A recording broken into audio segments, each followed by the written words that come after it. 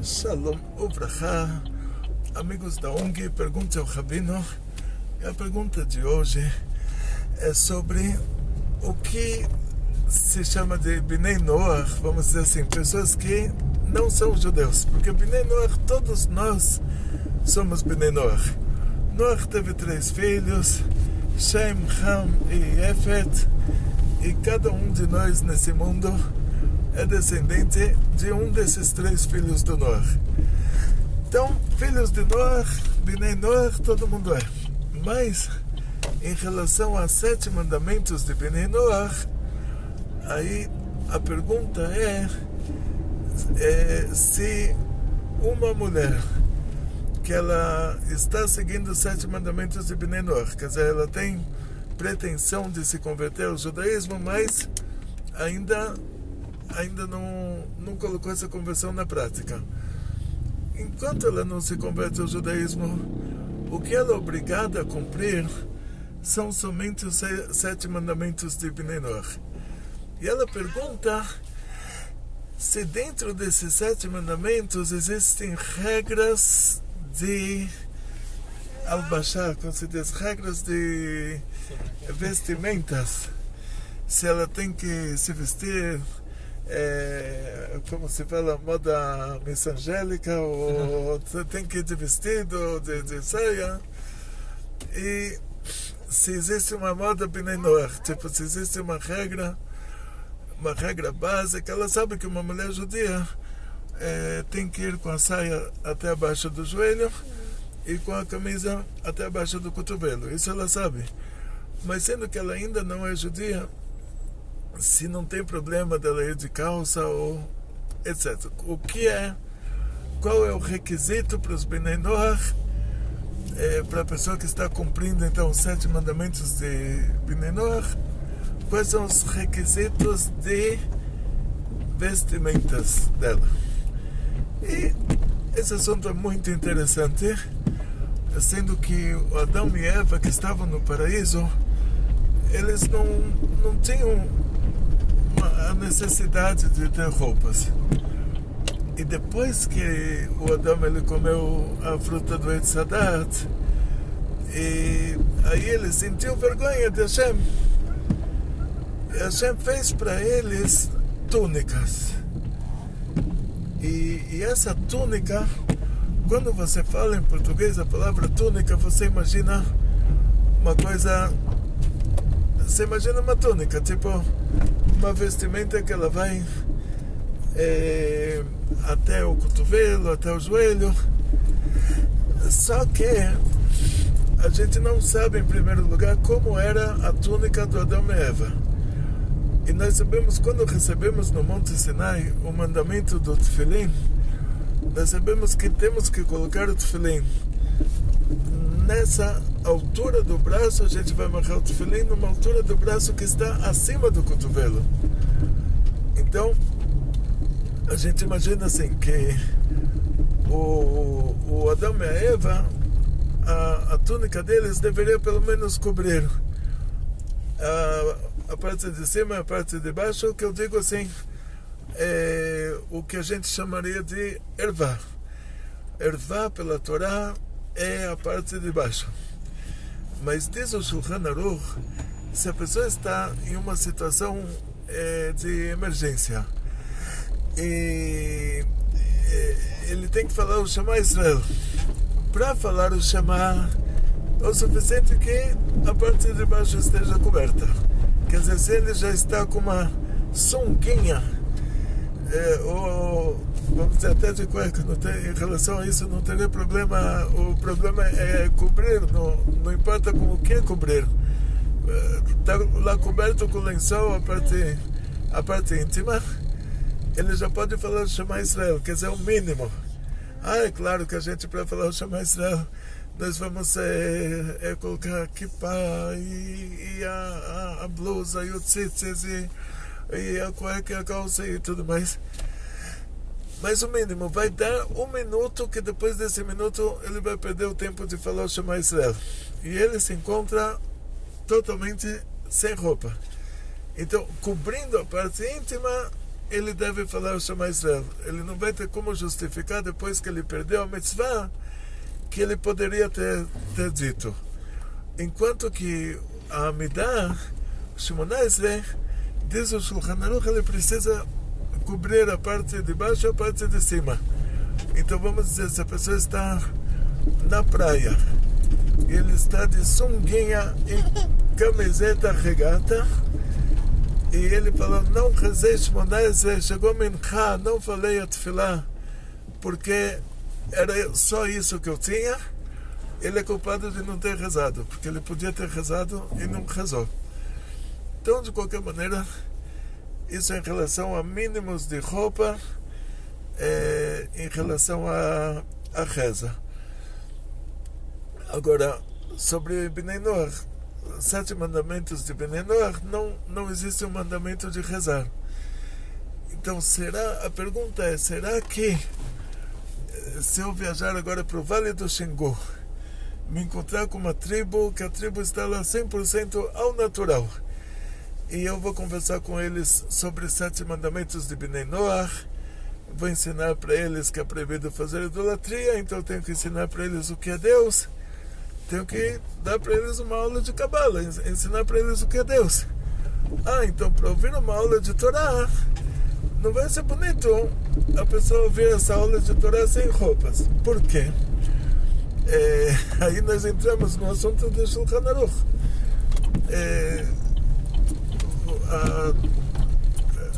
Ou seja, assim, a pessoa em certos lugares, se a pessoa entrou tem o vestiário, o vestiário ele não é um banheiro, mas ele também é um lugar que é proibido para a gente pensar de Torá, porque lá no vestiário as pessoas estão sem roupa, uma parte com roupa, uma parte sem roupa, então a gente não pode falar de Torá no vestiário. Então a gente vê isso, essa tribo sem roupa, como se aquilo fosse um vestiário.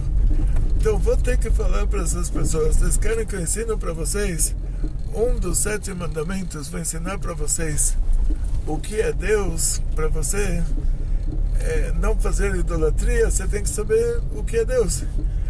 Então não vou poder dar essa aula se vocês estão ao natural. Então teria que se vestir. Qual seria o mínimo para essas pessoas, para eles se vestirem, para ouvir essa aula? O mínimo seria como diz o Shulchan Aruch, se cobrir a parte de baixo, diz o Shulchan Aruch, num caso de emergência, já dá para falar um Shema Israel, para falar o Shemona Esrei Amidah, tem que cobrir a parte de cima também, mas o Shema Israel é Torá. Então, para essa pessoa ouvir uma aula de Torá, o suficiente seria cobrir a parte de baixo. Tudo que a pessoa acrescentar acima disso é lucro. Quer dizer, está no lucro mesmo. Quer dizer, com a parte de baixo coberta já dá para falar o Shema Israel, então já dá para ouvir uma aula de Torá. Tudo que ela cobrir para isso, lá em cima o mérito dela aumenta, quer dizer, ela está se esforçando. Agora, em relação ao homem e à mulher, pelo judaísmo, o que é chamado de ervá, quer dizer, a parte íntima, é a parte de baixo. Ou seja, tanto para o homem quanto para a mulher, inclusive o rei Davi, ele agradece a Hashem que a mulher, quando dá de mamar para o nenê, que Hashem colocou nela essa capacidade na parte de cima do corpo, que ela não é ervá, e ele agradece a Hashem por causa disso. Então, quer dizer, a gente está determinadamente, aqui eu estou meio Cracolândia, alguém tem uma moedinha aí, vai ficar para a próxima. Então, o rei Davi agradece a Hashem que colocou, que a mãe ela dá o leite para o neném na parte de cima, que não é a erva, não é a parte íntima. Ou seja, para nós, um homem sem camisa, uma mulher sem camisa, é a mesma coisa. Então a Torá determina que, vamos dizer assim, dar um exemplo para vocês, uma mulher estava tomando banho, exemplo que a Gemara traz, e ela vê pela janela que o sol vai se pôr. Ela precisa acender as velas de Shabbat. Se o sol se põe, ela perde esse mandamento de Rabanan de acender as velas de Shabbat.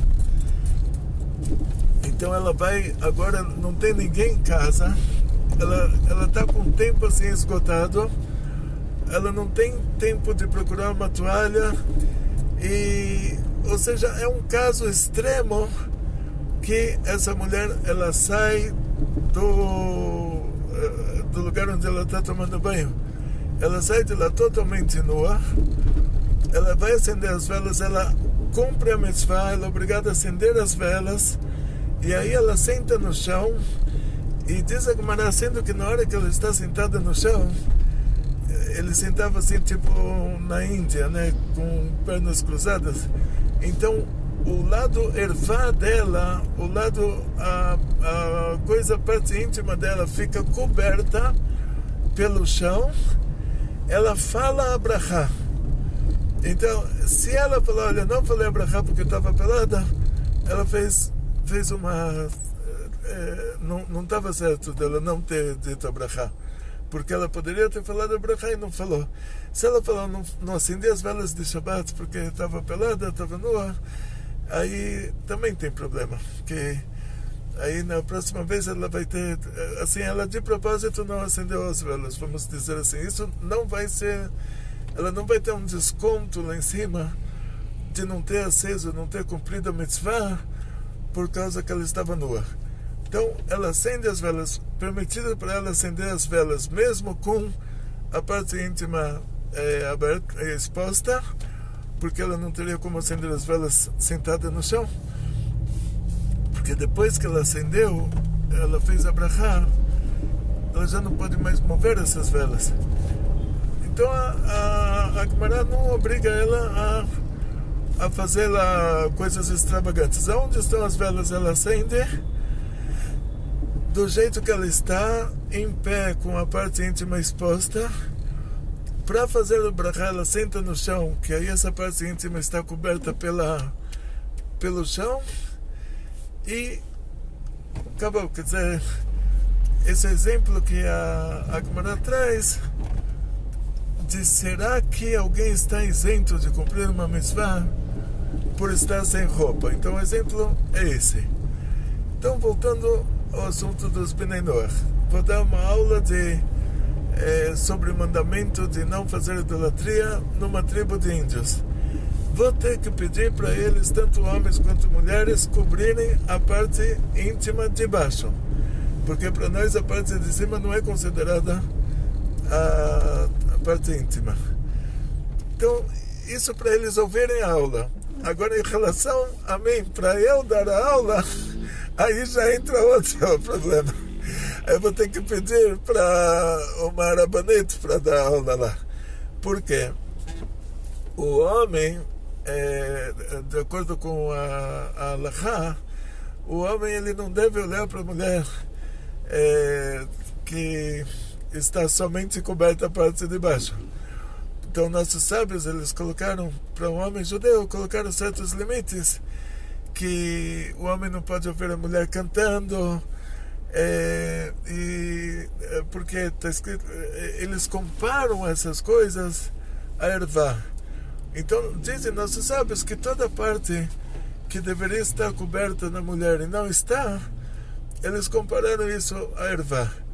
Então eles poderiam ter uma aula com uma rabanete, estando somente com a parte de baixo coberta. Agora, para ter aula com o rabino, aí teria que estar com a blusa até o cotovelo e a saia até abaixo do joelho. Em relação à calça, então nós vamos ver muitos países, países muçulmanos, por exemplo, como a Síria, a Indonésia. Você vai ver que as meninas, elas usam calça leg e elas cobrem a cabeça. E você não vai ver uma menina lá com a cabeça descoberta e vai falar, mas de calça leg, como pode ser? Ela cobre a cabeça, mas ela vai de calça. Porque nos padrões de tzniut dos países árabes, a calça está cobrindo as pernas. E eles não são mahmirim, assim, não rigoram no assunto da silhueta, né? de ver a silhueta. Em relação a nós, em relação à parte coberta, ou parte descoberta, nós vemos assim que uma mulher, de acordo com a tradição europeia, a tradição judaica europeia, Ashkenazim, a mulher vai de meia. E o homem pode falar uma brachá na frente dessa mulher, mesmo que ela está de meia, então ele está vendo a silhueta do tornozelo dela. E então a silhueta em relação a brachá não seria um fim de mundo aqui. Ou seja, é considerada que aquela parte está coberta. Mas então existem outros fatores fora o fato da parte estar coberta. Então a mulher está andando na rua com calça leg, ela é considerada uma mulher que está com o corpo coberto, sim, mas agora nós vamos entrar em outros fatores que são outra categoria no assunto do pudor. Dizem nossos sábios para a mulher não andar com vestido vermelho. Agora estamos no trânsito, o farol vermelho, semáforo vermelho. Parei repentinamente, porque o governo quer que você pare na hora certa. Você andar na hora certa não tem problema. Se você andar no verde ou não andar no verde, o problema é você parar no vermelho. Se você não parar no vermelho, você pode assassinar alguém. Então, por que essa cor vermelha foi escolhida, sendo que é mais importante parar do que andar no trânsito? Então foi escolhida a cor vermelha para mostrar que você tem que parar, que é uma cor que atrai a sua atenção. Então nossos sábios pediram para as mulheres não andarem com vestidos vermelhos para não atraírem a atenção. E quando a gente fala vestido vermelho, tipo, é um vermelho de verdade, quer dizer, não estamos falando sobre toda uma mistura de cores e esses panos de hoje que tem todos os degradês e tudo. Estamos falando vermelho semáforo. Se a mulher está inteira, todo o vestido dela é um vermelho semáforo, ela está chamando a atenção. Eu estudei em Israel desde 1978. Quando tinha uma pergunta importante, viajava para Jerusalém para o Rav Moshe Weber, fazia a pergunta diretamente para ele. Naquela época, o vizinho dele tinha um telefone, mas também o telefone que não funcionava. E na Yeshiva não tinha acesso ao telefone da Yeshiva. Então, quer dizer, pegava um ônibus de Kfar Chabad para Tel Aviv, de Tel Aviv para Jerusalém, de Jerusalém para Mea Sharif. Chegava no Rav Moshe Weber. No meio do caminho, um dia, eu vi uma mulher da comunidade ortodoxa húngara. Essa comunidade tinha lá o Toldoza Aaron, tinha algumas comunidades ortodoxas assim. E aquela comunidade específica, elas tinham a tradição da cidade delas da Hungria, que era a tradição delas cortarem o cabelo careca, por motivo de pudor deles, e colocar um lenço preto.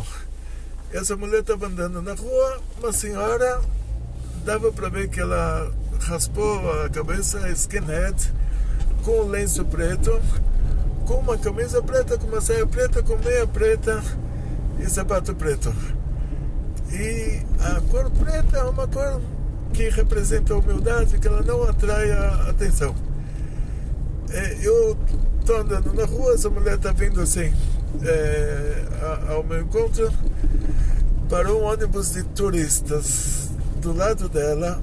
Todo mundo desceu com a câmera já pronta, direto a fotografar ela. Começaram a fotografar ela, ela entrou em pânico, porque se ela sair correndo, também não está dentro dos padrões de pudor. Tipo, uma mulher correndo no meio da rua também chama atenção.